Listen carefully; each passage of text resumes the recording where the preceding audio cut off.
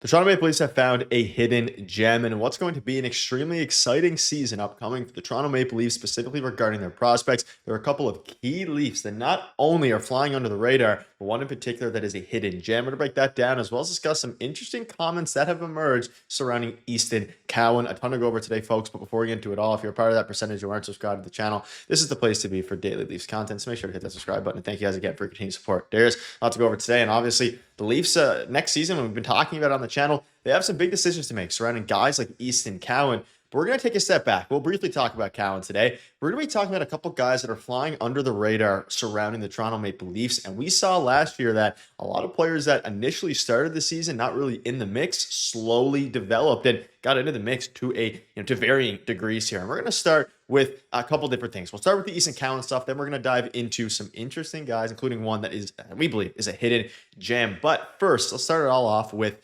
Easton Cowan. Now, Mitch Marner, which is kind of crazy to read here, former Maple Leaf, Mitch Marner spoke out on Easton Cowan's understanding of playoff performances, and he basically went on to praise him. He said, like I said, I was talking to him a lot throughout the year, checking in and making sure he was in the right headspace, obviously talking about the World Juniors and things like that. Go to London, do your thing, and win a Memorial Cup. And he ultimately led the way, and he got that done. So, Darius, quickly, before we move on to some of the other players here, it's interesting to get some praise for Easton Cowan from former Toronto Maple Leaf, crazy to say, Mitch Marner. And this kind of spearheads the conversation we're going to have for the rest of this video surrounding some of the under-the-radar prospects, because everyone is focused on Easton Cowan, and there are other players, especially with the way the new scouting team has gone about things, that are flying under the radar. Yeah, and I'm excited to see what Easton Cowan does this season. Obviously, both of them, him and Mitch Marner, former London Knights at this point. Easton Cowan is going to be making the jump to pro hockey this season. So I'm excited to see what he does either in the NHL or the AHL, maybe both, and probably both at some point in the season. So that should be good. But yeah, one of the best London Knights of all time. Obviously had a tough World Juniors. A lot of people were, getting on top of him around that point in time. Obviously, we covered that when it did happen, but bounced back in a huge way, went to his second consecutive OHL final and Memorial Cup, ended up winning both. And a lot of people aren't talking about the fact that, he had a down year, I guess, in terms of point production in the OHL, but probably a better playoffs and a more well-rounded playoff. So he comes up big in the big moments. Obviously, that is in junior. I'm excited to see if that, translates to the pro level, but I think it will, just because of everything he's done in junior and just the type of player that he is. So should be exciting. But again, I don't know where he's going to fall into this lineup. It's going to be interesting. Maybe he's starting with the Marlies. Yeah, let us know what your thoughts are on that. And also, you can check out our video from a few days ago surrounding Easton Cowan. But let's dive into a couple of different players here today that the Leafs have acquired in the offseason that are really, really flying under the radar. And I'm going to focus here on William Villeneuve. And he is the guy, and Darius, I'll let you think about, we're going to dive into a couple different guys who you think is your hidden gem. For me, it's this player, absolutely. You can look at his stats in the AHL. I mean, with the Marlies, 40 points last year, 25 points the year before. Like, this is a guy that at 23 years old, all the conversation last year was about Nikita Grabenkin, even to a degree, when he briefly played with the Leafs. And those are the type of guys I'm talking about that weren't really factored in. Then they flew up the radar. Fraser Minton, and of course, Easton Cowan.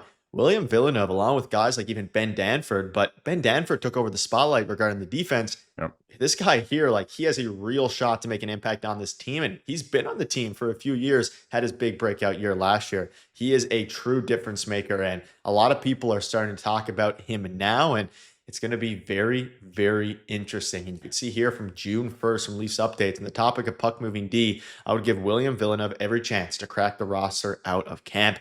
Don't think it's going to happen now with the acquisition of Henry Thrun, but at the same time, you look at him into his next few, years, even especially, a year or two from now. This is a guy that, could play for the Leafs this year, similar maybe to a guy like Philip Myers last year factoring in. Yeah, I see him playing with the Maple Leafs this year. Injuries happen. We've seen it the last couple of years, right? Like throughout the course of a long regular season. So I do see him playing some time with the Leafs this season. I think he's moved up the depth chart in terms of who gets called up first. That's for sure. I think the organization really likes this player.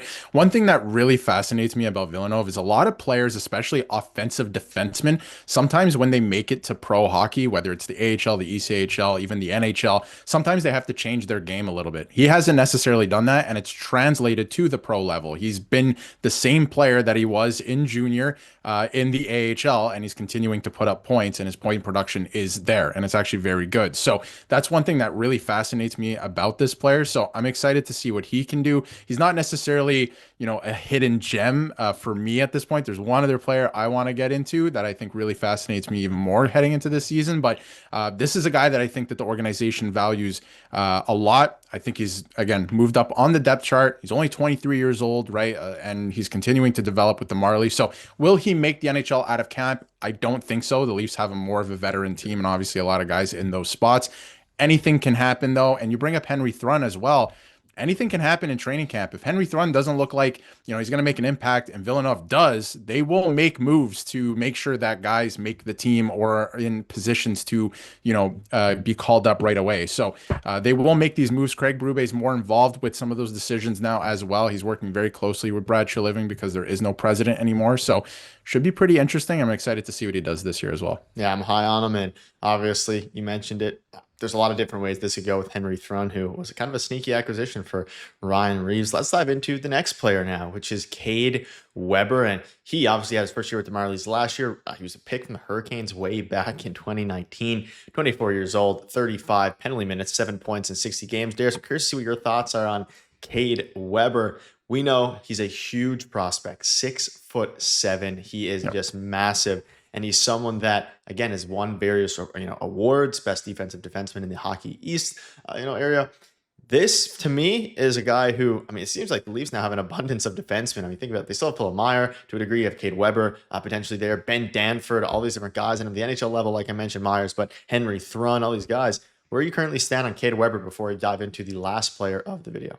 I think this could be a make or break season for Cade Webber, and I think that he is going to make it. I think he's taken a lot of really good steps. Obviously, when he was with Boston College, defensive defenseman of the year, like you brought up there, his stats are not going to jump off the page at you. Like, he's not an offensive defenseman, but I think that's a good thing. That's a lost art in the NHL. A lot of teams are actually looking for guys that play this way. So again, he's 24 years old at this point. He's getting up there. I truly believe around 25, 26 players are what they are at that point. So he does have one more season to continue his development. Obviously, spent some time in the AHL last year. So I'm excited to see what he does. It's another year working with the development staff, another year going through different camps and obviously training camps. So where does he fit in on the depth chart as well? Obviously, not going to make the team. He's going to be with the Marlies, but how does he continue his development? What does he turn into for the Toronto Maple Leafs? Is he just a middling guy again, or kind of a fringe NHLer where he doesn't really have a spot, or is he going to become a great defensive defenseman for this team that can also move the puck? Again, he's adding different skills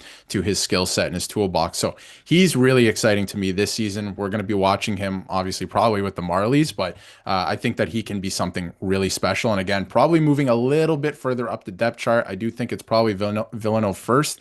But I do wonder, we've seen it in the past 2 seasons. Everyone got hurt in November, and the Leafs had to essentially play the Marlies on the blue line. So if there's a situation that happens like that again, we might be seeing him in the NHL, and should be pretty fun. I'm excited to see what he can do. Yeah, very interesting. And a lot of defensemen, his name kind of started to fizzle out. Now it's right back in there. But before we wrap up, let's dive into a player who not a lot of people have been talking about at all. And Darius, I'll let you kind of take the floor here. This is your guy. He's in year 3 of 3 of his contract before he hits restricted free agency, coming off a year with the Marlins. And this guy is not a defenseman. He is a center, 32 points in 2023. Last year, a bit of a down year with 11 points, but he provides some interesting things. Are we saying he's going to make the team out of camp? Definitely not. Nothing like that necessarily.